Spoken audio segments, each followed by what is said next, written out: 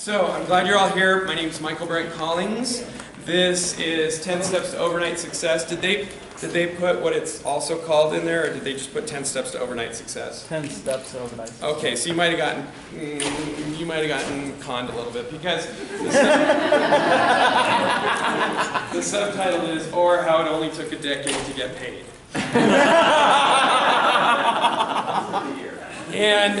And there's some truth to that, but there's good news to that too. So, as far as who I am, for anybody who doesn't know, I am an international bestseller. I've written close to 40 books in the last 6 years, and they do very well. I'm a full-time author. I also write movies that have actually been made into movies. I'm a member of the Writers Guild of America. Does anybody know what that is at all? It's a guild. Nobody ever knows in Utah. It's so funny. I don't even ask in Los Angeles because I get punched in the face. But, what it is, it's the most, and this isn't a brag, it's just like, this is what it is. It is the most elite writing, or probably even artistic union in the world. To get in, you have to have had produced screenplays, and not just, I shot it with my mom's camcorder, but real actors and money and stuff like that. And then you give them $3,000, and then they take a percentage of your earnings for the rest of your life. The good news is, this one time I wasn't getting paid by a producer, and I called them. This is why I'm happy to be a part. Thank you, Tom, you're my best friend.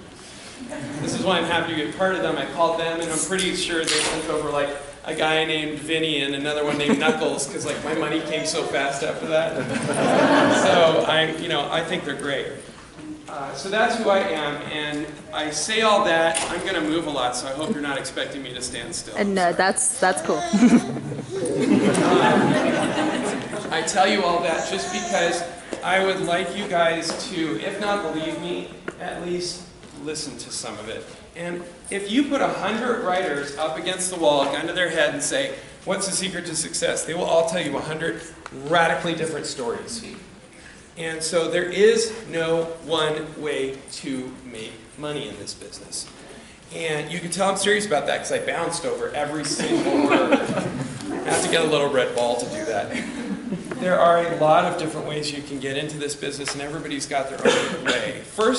But there are some principles that we can talk about, and that's what the 10 steps are. They're principles that work. There are some people who cram Big Macs and Snicker bars down their mouths, and they still are skinny and beautiful, and they're what we like to call a-holes. And then there's people like me. I walk by a brownie and immediately my pants get tighter. And so telling me to do the same thing as that person to lose weight is totally a different thing.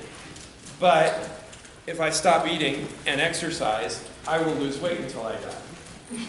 And that's the same with everybody. So there are things that do work. It's just how you apply them is going to be different in each case. So we're going to go over, I'm really self-conscious that I'm walking too fast now. Don't worry about it. So we're going to go over some of that stuff.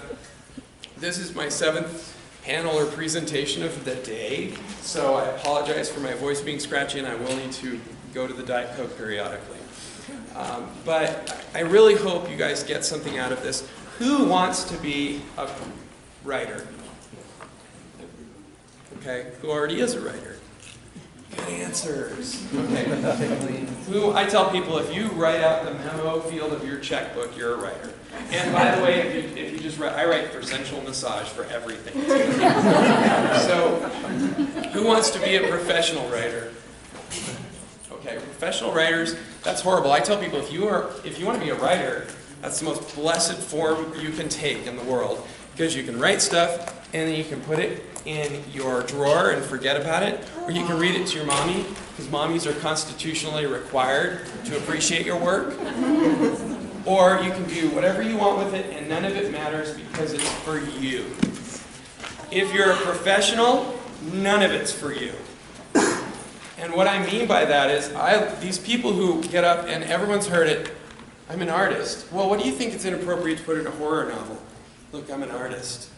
I write whatever I think is appropriate for me, and the audience can sort itself out. Are there any kids in here? No? Okay, because, oh, shoot. Okay, so, no, I'm just kidding. I need to know, my level here. I'm not a cusser, a bad worder. But when I hear that, I don't hear I'm an artist, I hear I'm an a-hole. But without the A part, you know what I'm talking about. Because the reality is, if you're writing totally for yourself, you're doing therapy. And that's totally cool. But don't make me pay for your therapy. That's the one thing all psychiatrists have in common. They expect you to pay them instead of the other way around. I've had lots of psychiatrists, and none of them ever went, that's great, I'll give you $10 for that. So, if you want to be a professional, there are rules you have to adhere to. You don't get days off, you don't get writer's block, you have to work around these things. No, you know, you're driving along the street, and the lights go on behind you, and everybody gets 3 inches taller in their car when that happens because your butt cheeks clench, right? And the cop pulls you over, and he walks up and says, you know how fast you're... Never mind, I've got a cop block. If you're going to be a business person, if you're going to, and professional authors are business people, if you're going to be a business person, you have to be a business person. And you have to pay attention to business and take care of business. So, just to depress you a little bit. So, now again, the reason I told you about the Writers Guild is so that you'll know these are people who make bucks writing. The top 1% of members of the, oh, I forgot to mention, it's statistically harder to get into the Writers Guild than to be a pro baseball player. Okay, so the top 1% of these people who make over $600,000 yearly, number in the dozens. Best of the best, and they've got about 50 people that make that money. Of the rest of them, the top 25% make $70,000 a year.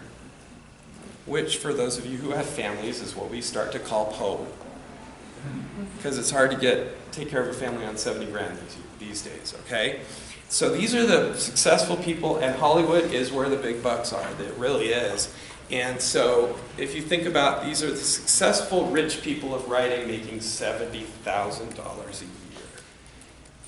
It kind of makes you maybe reestablish your idea of wanting to be a professional writer. The average age of a person who makes it into the guild, meaning they got that big sale or did certain requirements that all involve money, is 35. Very few, contrary to popular opinion, 20-year-olds in that Hollywood writer.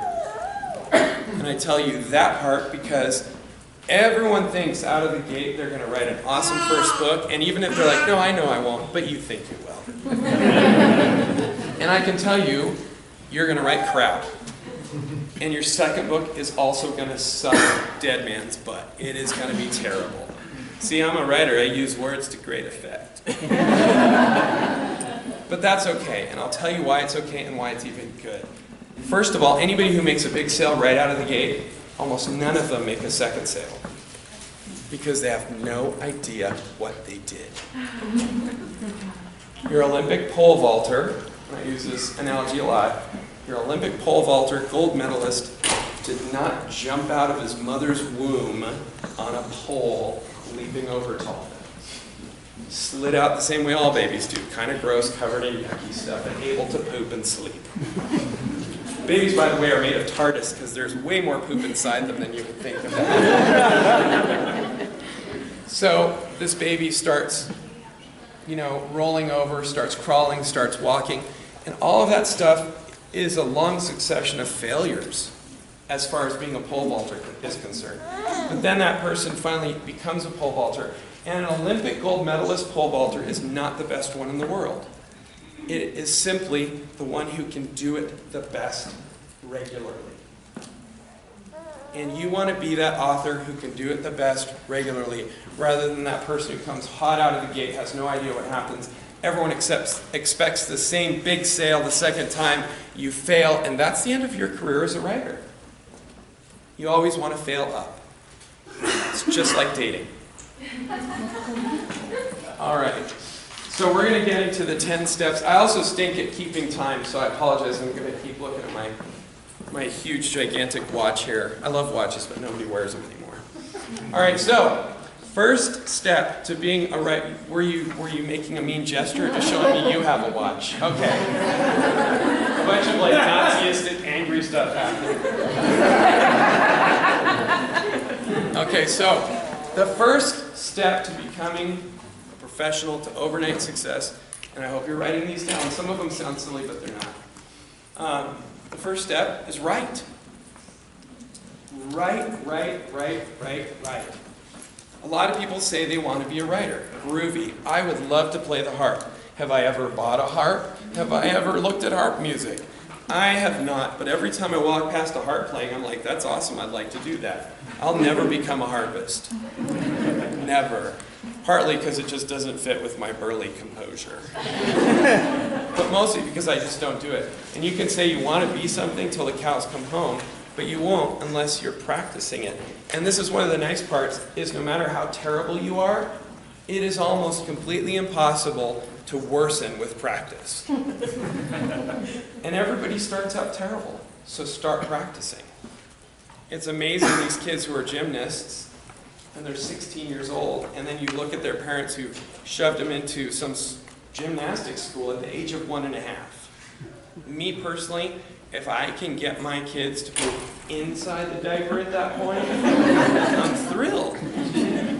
But these people believe their kid has something, and so they start them young, and then they do it for 8 hours a day. And by the time they're 16, they're good. Now, a lot of people say, and I understand this, I really do, I don't have the time to write. Well then, you can't be a writer. It's that easy.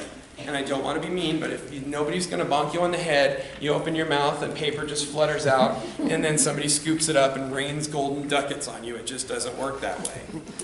So I was an attorney for 10 years. And during that time, I still wrote. I was a Los Angeles attorney and I was a partner. And if you've ever heard what kind of hours they work, it's true. So I would get up at 6 or 5 in the morning. I would go to work, come back at between 5 and 8 at night, play with my family until my kids went to sleep, mess around with my wife. Don't read anything into that, could be mentioned. Mess around with my wife until she went to sleep, and then at 11 o'clock, 10 or 11, I started writing until 2 a.m. for 10 years, every day, because I wanted to write. I didn't want to be a writer. I wanted to write. And I'm not saying everyone can do that. I have mental health issues that make it easy for me to stay up late and get up early. And not everybody has that, so you're not in the same boat. You're not going to write 4 hours after everybody goes to bed and still get up. By the way, the secret to having no sleep all the time is to be very cranky. So not everyone can do that, and that's okay. But if you can't find 5 minutes to plink out something terrible, you will never find a life to plink out something that people will pay for.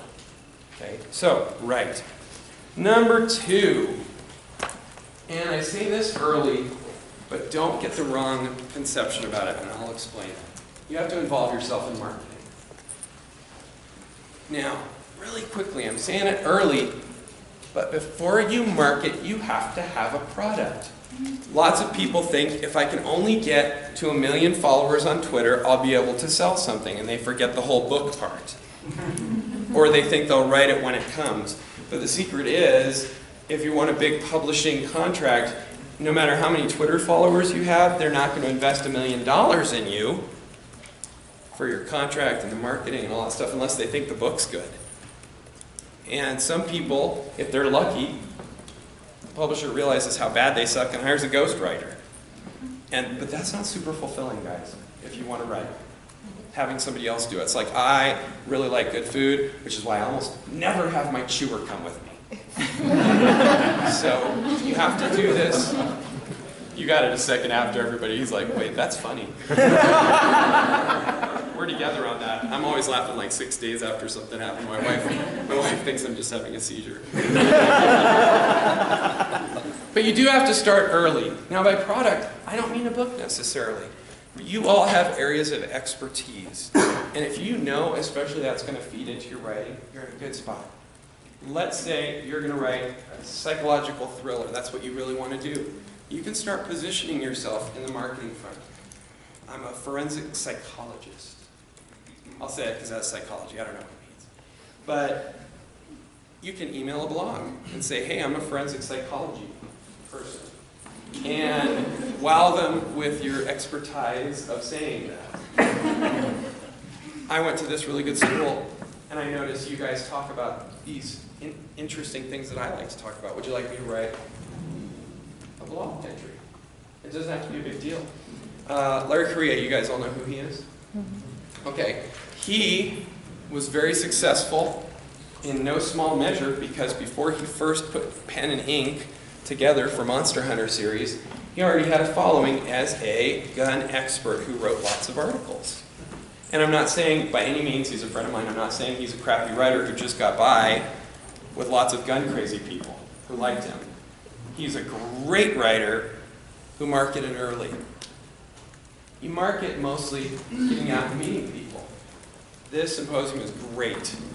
I love this symposium because so many people are accessible. But the thing is, don't market to me because I just don't care. And I don't mean that in a mean way. I'm just busy. But market to each other and network and market to those blogs and contribute letters to your magazine. Anytime you're doing that, you're building your marketing base. And guess what else you're doing? What was number one? You're writing. What? Multitask. Really important. So get out there and market. Now the next thing, number 3, if you're bothering to market, you should also plug your work. So number 3 is plug your book or your script or whatever. Now, there are ways to do this and ways not to do it. I'm sorry, I rove a lot. So, what's your name? Beth. Beth. I wrote this book called Strangers, and it's awesome, and it's about this family that wakes up and they're late for the day, so they run out, but they can't get out because the door won't open. So they go to the back door and it won't open, so they go to the side door and it won't open. So now they open the windows and they find out someone sheet metaled over the blinds, and there's a killer who's locked them in their own houses and wants quiet time. Bye. That's a weird example of plug. You want to plug it in an appropriate way, because if you're contributing, again, you don't want to be an artist a-hole. You want to be providing something. You want to be giving them something. But is it improper for me, while I'm talking, to make a silly example involving my best-selling novel, Strangers, which you'll all remember now?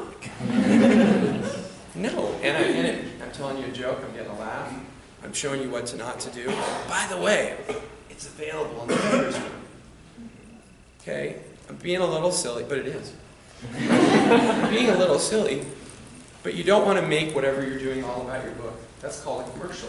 Other than the Super Bowl, how many people have ever turned on the television and gone, channel surf, channel surf, commercial? Finally found out stupid shows. Nobody. It's the other way around. You slog through the commercials if you're old-fashioned, because you don't have DVR or Netflix or whatever. You slog through the commercials so you can get to the show. And the only way a commercial can catch you nowadays is to have a startlingly funny or awesome image, because you go, bloop, bloop, what was that? Back. Bloop, bloop, bloop. So your marketing early has to be a byproduct, not the product. You want to market yourself constantly, not just your work. Because if I come out of the gate as this person who nobody knows and doesn't know anything, nobody cares what I say. Which is why I introduce myself the way I do. I would say I'm international this, and I'm a bestseller this. And it's not because I need your approbation, because I have my wife for that. She is the only person in the world who loves me on that level. But I want you to listen to me. And having listened to me, maybe you'll say, hey, he kind of knows what he's talking about. Hey, maybe I'll follow him on Facebook and see if he's got any more pearls of wisdom. Hey, I might as well buy his book. I mean, I've invested this much time in him. And there's this logical sequence. So involve yourself in marketing, plug your book, and plug you. And do not be under the misconception that when you sell your first book to a big publishing company, that they will market you. That you used to have a chance at that, but not anymore. I have a friend who's quite a successful author, and that he has sold, I think it's 5 books now, to major publishing companies. And they give him the royalty, or the advance rather, and he calls them and says, so what's the marketing budget? And they say, well, we gave you a royalty, or advance, how much of that can you spare? Not kidding. And that's your marketing help by a lot of publishers nowadays, which is part of why I'm in indie, because, I mean, if I got the right offer, I'd do it, but it would have to involve actual marketing, because otherwise I already do it by myself. Why do I need somebody to take my money for that? Okay? So, you have to remember you are going to be doing this. If you want to be a pro, you have to market, and if you don't like marketing, sucks being you, do it anyways. I have massive, massive mental health issues, one of which is I'm cripplingly shy, and I don't deal with people well. And I know you can't tell that, but I had to go to my mommy when I was very young and say, people beat me up too much. Can you give me a list of what to do? And she gave me a list. Smile, say their name, do this thing. And over time I memorized it and I got good at it, but I'm going to go home and I'm going to sit in my closet for a couple days. Because I don't like this. I like you guys, I really do, but I don't like this. It scares me. But I'm doing it because that's the job. All right, next one. Make connections. And this is part of marketing, but it's super important. Remember I talked about how don't talk to me, talk to the people around you. That's part of your making connections. So, I met a guy who read one of my screenplays, and we hit it off. And he loved it. And he pitched it to his boss, and his boss said, no way. So, I stopped talking to this guy. No, I didn't, because I'm not a moron. He's at a big production company, and every 6 months or so, I'd send him an email saying, hey, how's it going? I wouldn't be all stocky and weird. That does not help your situation. I'd email him and say, hey, how's it going, Rich? Hey, Rich, I saw your name in Variety. Rich, you guys had a $20 million open. That's fantastic. And literally one sentence drops. 5 years later, he calls me and says, suspense.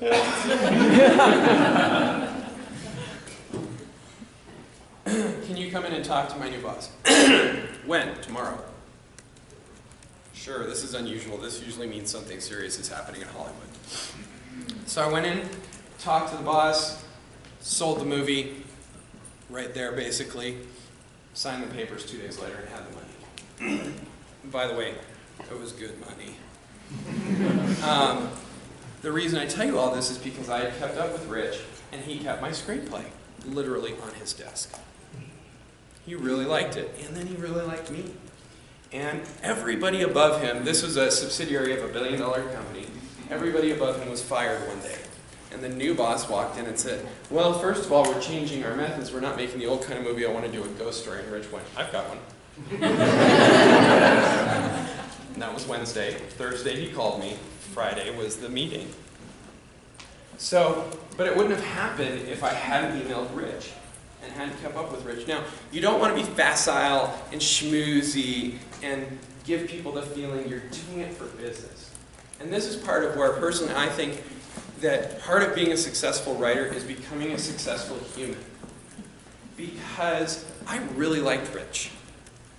Did I like him for any particular reason? Did we like hit it off? No. Some people you just walk in and you're best friends, me and this girl. She's like, you follow me in the bathroom, I'll kill you. You don't usually make those connections, but you can look around and find something to appreciate about somebody. Rich had a great family, I thought. He clearly loved his kids, and in my book, if you have a nice wife and nice kids, and you talk about them, you are way ahead of the curve. Because so many men don't do that, and I think that's important. So I zeroed in on that like crazy. And another producer who I sold stuff to, I brought him brownies because he mentioned he had a pregnant wife, and I said, give her these. Make these connections. They will serve you. Now Rich, I made a connection with him when he was a peon, and I was a peon. And our peonness, you have to say that carefully. Peonness came to no immediate effect. Over time, you meet a nobody while you're a nobody. You meet 10 nobodies. 9 of them will remain nobodies, or will drop out of the attempt in the next 5 years, because this is a hard life. But one of them just became the assistant to the maid of the guy at tour. And you know what? That's awesome. I had Jean-Claude Van Damme call me once because one of his kids' tutors was reading my script and his wife saw it and she took it and gave it to him. So he called me. So these connections, first of all, you're using the other person's connections. You have connections fat squared. But also, as you rise and stay in this business, they will rise. And one day, you'll be talking with a friend who just got a promotion and can purchase what you wrote. Make the connections and then follow up with them. That's part of making them, is keeping them. And it's slow. It is an accretive process. It's like the Great Barrier Reef. It's billions of these tiny dead animals, and it grew over millions of years. And you don't run out and make friends with Steven Spielberg or J.J. Abrams. You run out and make friends with a hairdresser who knew J.J. once. And that hairdresser takes you to a party because you're friends now, for real. And you meet somebody who knows J.J. now. And it works like that. And you, by the way, you don't drop the hairdresser off your life when you make friends with the next person. Because that's not real friends, and people will know that's happening. These industries, writing and movie making, they're very small. And you'd be surprised how fast people can understand that you are a tool. All right, next. Excuse me. Play nice with others. Now what I mean by that is, if you, again, are writing for yourself, you don't have to play nice with anybody. It's your sandbox. Inside your playground, inside your universe. Nobody else is there. You can do whatever you want, anything. If you want to be published, it becomes a collaborative effort immediately. Because even before an editor looks at it, or a literary agent or a producer, you have to figure out what your friends, the audience, likes. And you have to do your best to provide it for them. And after doing that, you'll find out how badly you screwed it up. And you'll have to adjust it. And this happens with everything. It especially happens in movies. What happens in movies is, I'm not sick again, I'm sorry guys, it's my voice. Sexy, sexy. That was for the camera. What happens is you send them your script and they buy it, and that's great news. But then hopefully they ask you to do rewrites, and that's great news too, because they pay a whole new wad of money to rewrite stuff. And it's horrible, horrible, agonizing stuff, because you've written this thing that they love to death. You know they loved it to death because they gave you enough money to buy a Learjet, and then they say, but we have a couple small notes, and you go, lay them on me, and they go,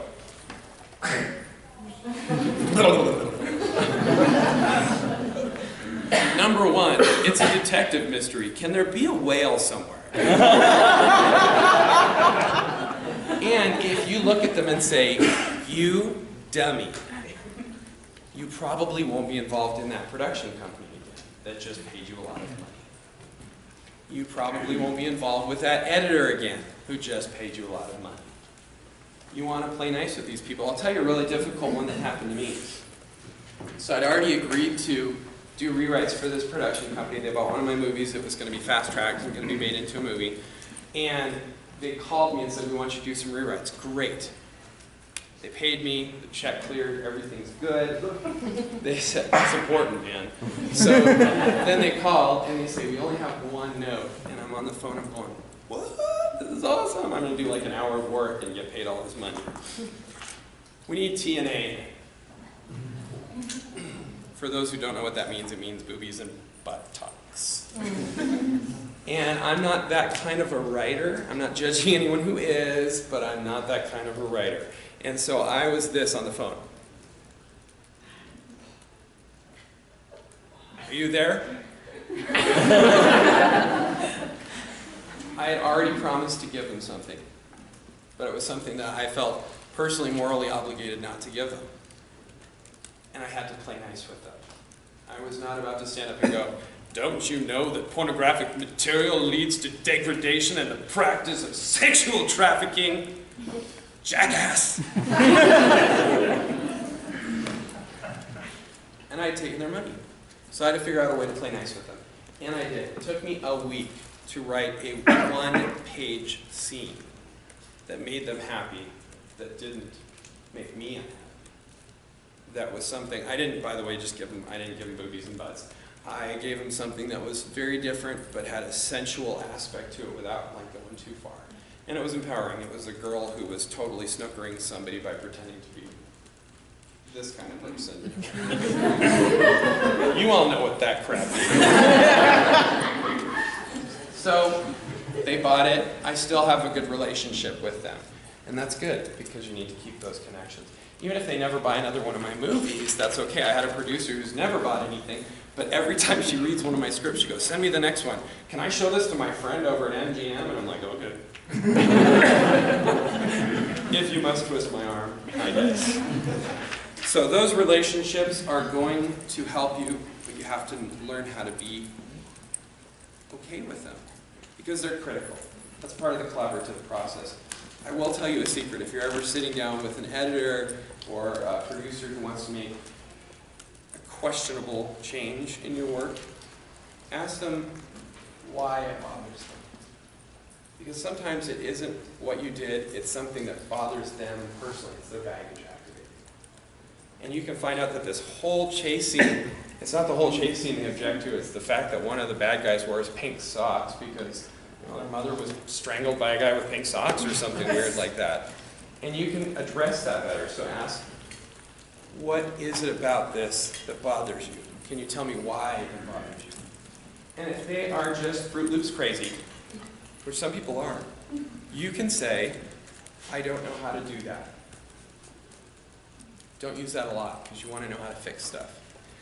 But if a director comes to his lighting person and says, so I want to light it so that it's like half dark, half light. Also, this side should be blue and green, but not either of them, but both. I want a twinkle in this side and the dark side, but there's nothing seen, just a twinkle. Also, their eye and most of their face, but pitch black. And the lighting person's going to go, yeah, I can't do that. And the director isn't going to say, oh yeah, let them do it. The movie doesn't work that way. Okay? So use that sparingly, but it's a nice little trick. All right, the next thing, so you're writing, you're making your connections. And while you're making your connections, you want to keep writing. And by keep writing, I mean improve. Constantly improve. Don't ever think you figured it out. I've had a decent amount of success, and I'll tell you what, whenever somebody walks up still, hey, Michaelbrent, right? Yeah. Oh, I read one of your books, is my response. Oh. And the reason I'm stepping back is because I'm pretty sure they're going to swing. Wasted my life. And that's a good thing, I think, because it means I'm going to keep trying to be better. But the flip side is don't overstudy. A lot of people, a lot of writers view research as a way to not do the work. So, the sixth tip is constantly improve, but don't overstudy. If you read a book on screenwriting, awesome. Write down your top 10 things you want to work on, and then write a screenplay that does those. Don't go, wow, I need to work on these things. I'm going to read a book about each of these particular things. Whoa, 3 new things just happened. Now I'm up to 13 on the second round. They use it like that, really, because we're all afraid sometimes. Every book that I write, there comes a point where I realize this is the one where everyone finds out I'm terrible at this. And there's a real urge to make it better. It's got submarines. Maybe I should research them. Starting with the first submarine, which was probably an insect in the Mesozoic era. I can look into that. There's probably a doctoral program I could enter. We all have those fears. And you do. You really do want to research. You want to make yourself better. You want to improve your prose. But you also want to get your butt in the seat and start typing or writing with a pen if you don't have a computer because you're a weirdo. Just kidding. No, I'm not. So improve, improve, improve, but join it with practicing, meaning actually practicing the improvement. Okay? Going back to the pole vaulter, he watches videos, or she watches videos of pole vaulters. Whoa, I never noticed they move in 1/8 of an inch and then put the pole down. And they've got these, high-tech things we've all seen where they're running on treadmills, and it looks like that scene from Total Recall, where they're in the moving thing and there's an X-ray. And then they measure everything. And they give him all this information, and he goes, oh, that's very interesting. Practice is over for the day. I memorized stuff. No, he gets out, and he tries to use it. Okay? So keep getting better. Now, number 7 is so important. Number 7 is so, so important. Be clear. Find somebody here to creep out. Okay. That's good notes. Describe for me an apple. Usually. Wrong! They're all green. Because the red ones are disgusting. So, what I'm demonstrating here is the fact that I can make virtually anyone uncomfortable. And the fact that what you think you're saying is totally different in many circumstances from what people are actually getting. If you say apple, I immediately think green apple, because I don't like red apples. I like Granny Smiths. Because I know what apples should taste like. Most people think red, because we see it on the little A is for apple things for our whole lives. We give red apples to the teachers, but I don't think red apples. And they taste better. You're wrong. So, if you're describing an apple, you have to be aware of your audience and aware of what the changes might be. The secret to communication is not writing in a way that can be understood. It is writing in a way that is impossible to be misunderstood. A very famous writer said he took one writing course in his life, and it was the best writing course he'd ever taken. It was in the military. He was an officer, and the entire course consisted of writing orders, which they would then take and do their best to misinterpret, to see how badly things can get screwed up without clarity on the battlefield. And they can get no less screwed up in your career if you're not clear. Now, the first layer I just talked about, which is clear communication, and I could talk for hours just about that, so you're going to have to look into it on your own. But be aware of the differences between you and your audience and try and bridge that gap. It's always an imperfect communication, but the closer you get to your story, the better your chances of them liking it. Side note really quick, the reason I say it that way, the better you get them to understand your story, the better their chances of liking it, is because every single person in this room and in this world has an amazing story to tell. And I don't mean just personally amazing, I mean a story that people will buy. Everybody. The question is if you want to and care enough to develop the craft to the level that you properly tell it and can't be misunderstood. Now there's another layer to clarity, and that is particularly evident in genre work. All fiction demands a suspension of disbelief. Who knows what that is? Okay, tell me what it is. Cool hat guy. Oh, well, thank you very much. It's because it doesn't really involve aspects of our actual lives. You have to suspend your belief to believe in something else. Right, it's fiction, but I'm gonna pretend it's real for the next couple hours. Okay? If we didn't have that, we'd go, this is how we would read books. Stephen King's always a bestseller. His grammar is flawless. Because there wouldn't be any fun. But we do suspend disbelief. Now, in genre work, you actually have to suspend disbelief multiple times. I'm suspending disbelief. This book could be real. Double suspension. Dragons are totally possible. It really is. It's multiple levels of suspension of disbelief. And you have to be clear. And what I mean by that is you must, in genre work especially, but almost in all fiction, you must establish your rules. And they should be short and sweet. And every single thing you do in your story has to hang off of them. So, an example, The Sixth Sense. Super famous, super popular, successful movie. Anybody in here not seen it? Okay, close your ears. The rules are, actually, you don't have to. The rules are, little boy can see ghosts, they don't know they're dead.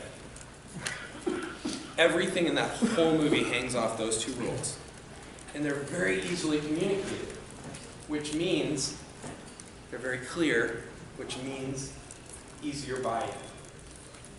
If the rules had been, this boy can see ghosts on Tuesdays. The reason only on Tuesdays is because his great-grandmother's name was Tuesday. After being attacked by a gypsy, the gypsy bit her. She turned not into a werewolf, into basically herself. But thereafter were genetic seeds of Tuesday's sight. Tuesday's sight, and at this point I was like, ugh. But if you just say, kid can see ghosts, ghosts don't know they're dead. Now the audience understands instantly. And instead of going, what? Wait, back up. The Gypsy Tuesday thing, I'm lost right there. And meanwhile, the story's moving forward, especially in cinema. If you're watching in the theater, you don't get to pause. You just got to keep up. And if you don't understand the rules, you get more and more and more lost. With books, it's not exactly the same reason, but you still get more and more and more lost because everything after hinges on that first thing you didn't understand. Unless you went back and checked the Cliff Notes, and no one likes that because that's school. Did you have a question? Is it okay to ask questions? How will we hold them till the end? I will have time for them. Is that okay? Yeah. Will you remember it? Maybe. Okay, ask the question now. So in The Sixth Sense, though, you don't realize that they don't know they're dead until partway through half. Is that okay to do in books? Sure, but the rules are there and everything because The Sixth Sense, it's not a twist. A twist is where you lie to your people the whole time. And at the end you say, ha-ha, I lied, suckers. And mostly that leads people to be feeling ripped off. The Sixth Sense is a revelation, which is a final piece of information that's provided that changes your realization of the entirety of the movie. And the realization moment makes you understand it all, and all of that still hinges on those two rules. It's okay to do that in a book, even if it's towards the end. Sure.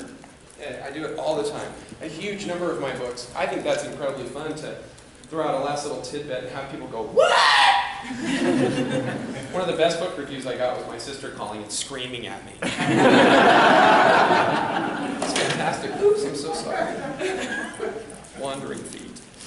So be clear. Now, even complex works like Lord of the Rings is this sprawling epic upon which so many things are built, and it's got this super world building and this linguistic thing. I mean, Tolkien essentially wrote the thing because he was a linguist and he wanted to connect all of the old English and Nordic legends and find people named Gandalf and then realize they showed up periodically and here's the story of why. It's super complicated, right? But the rules are pretty basic if you think about it. Forest elves, close to nature, live in the forest. Dwarves, like to mine, live in the mountain. Man, and it's really simple rules. He doesn't have to spend 100 pages establishing the characteristics of each of these people or their magic system. He does it a couple sentences and then reveals ramifications over the 3 books. Clarity is immediately telling people the framework and then saying, did you think of this? Did you think of this? I mean, that's awesome. Did you think of this? And that's one of the things that like Brandon Sanderson does quite well. He's got very basic magic systems. Everyone goes, they're so complicated and complex. No, they're not. They're super duper easy. It's just he thinks about the logical extensions of those rules. And that's where the fun comes from. Okay? So be clear. Be clear in your prime level communication and be clear in your communication of the rules of your world. Keep it simple. And if you can't see, most people, if they can't keep it simple, it's because they don't know what they're doing. I had a really great martial arts teacher, And he said, people hide incompetence in speed.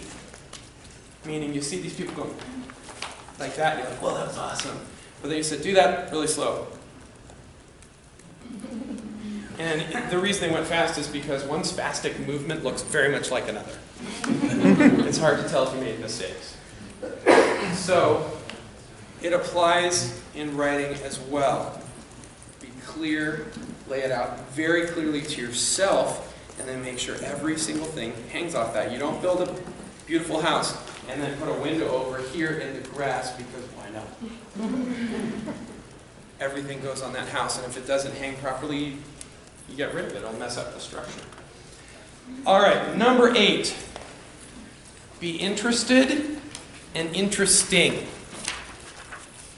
Now, what I mean by this is, again, if you're interested in people and recognize their basic value, more people are going to want to help you. More people will be your friend. Even if you're socially awkward, like I was, and, well, I was dumb, like I still am, even if you're socially inept, if you're actively terrible at social interaction, you'll have a better chance if you like people. My wife is fond of saying, you can get away with saying awful things to people, Michaelbrent. And I can, because I really like them. And they know that. So if I call you a total douchebag, you can see from my smile, I think it's because you're rad.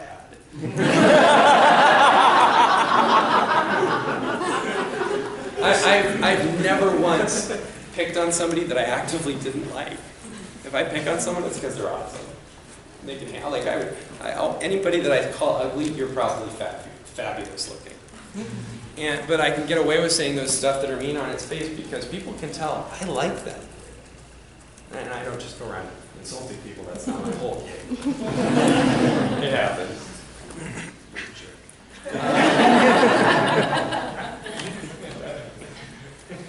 If you like people, they'll like you back.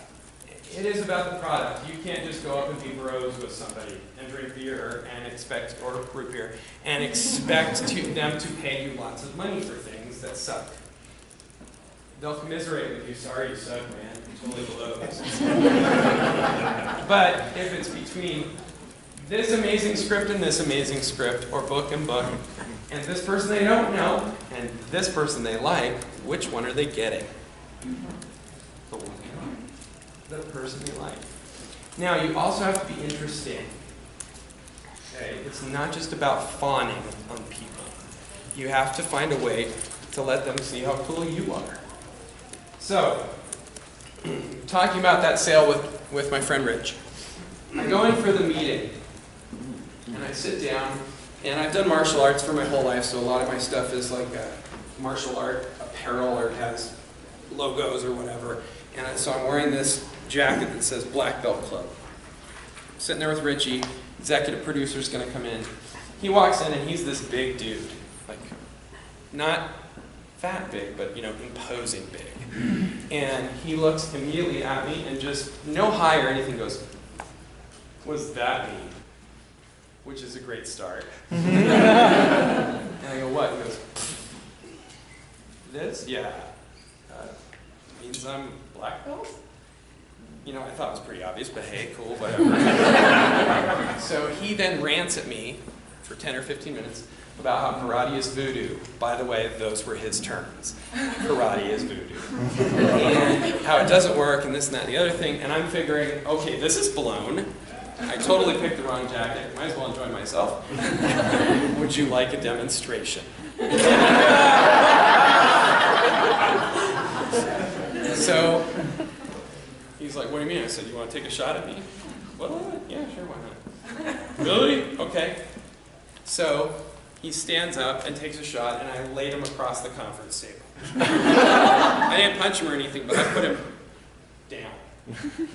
And well, I wouldn't have done that. Well, try it the way you would have done it. So he tried again, and this time he stopped really fast. My fist was right there, pressing slightly against his throat. And I said, "What just happened?" He goes, "I just got punched." And I said, "You died," and looked down, and my knee was also on his crotch. I said, "And you're so dead, you're never even going to have babies."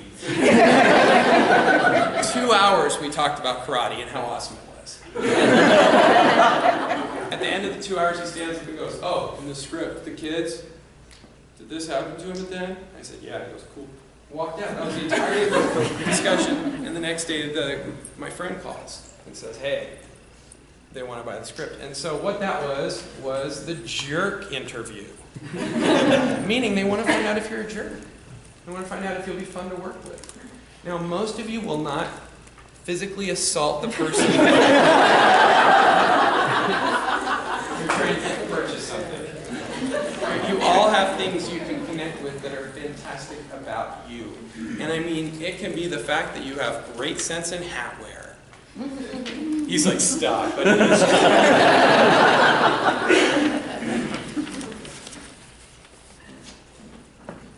Being good, being amazing is not about being everybody else is amazing. It's about finding what's best in you and making sure that moves forward with everyone and helps everyone. And that's possible for everyone. Last two. You are on a big game hunt. This is number 9. And you are not the hunter. As soon as you put your work out there, it becomes a target. As soon as you start writing, people will start hating it.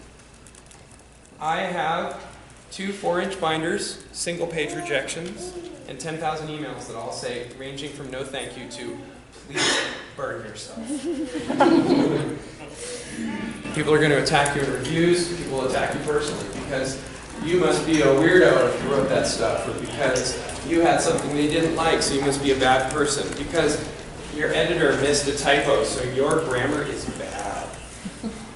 You have to get used to that and deal with it. And the best way of dealing with it is, again, remembering the people generally on the other side of the attack aren't bad people. They had a bad day, or they got irritated, or maybe they are bad people, but that doesn't mean they don't have cool things about them. And the more people you can put into that shelf of good, interesting folks, the easier your life's going to be. And the last thing is, this is the coolest industry in the world, in that you cannot fail. Failing is not defined as not having success today. It is defined as walking away voluntarily and choosing not to pursue it any further. If you don't give up, you cannot fail. It doesn't mean we'll all be billionaires. But honestly, most people fail because they give up. Most people fail because they don't want it that badly, and that's okay. Many people might have heard me say this before, but I tell people all the time, if you can do anything other than writing, do it. Anything. Sewage worker. Senator. Crack whore. Not senator, that's not cool. Anything else. You can't fail unless you stop of your own accord. I've had back surgeries, I've had mental health problems, I've had personal tragedy, I've had the same ups and downs of life as a lot of everybody, as everybody. But my writing is still there. And if next year I make no money writing, it doesn't mean I failed. It means it was a bad year for my money. But I can keep going. I believe you guys all have stories in you. Most of you have tons of them that are fantastic. Please don't give up. It takes away nothing of my audience for you to succeed. And every one of us that tells our wonderful story is another person who's understood by others. And people who are understood make communities work and make life worth living with other people. So, thank you very much.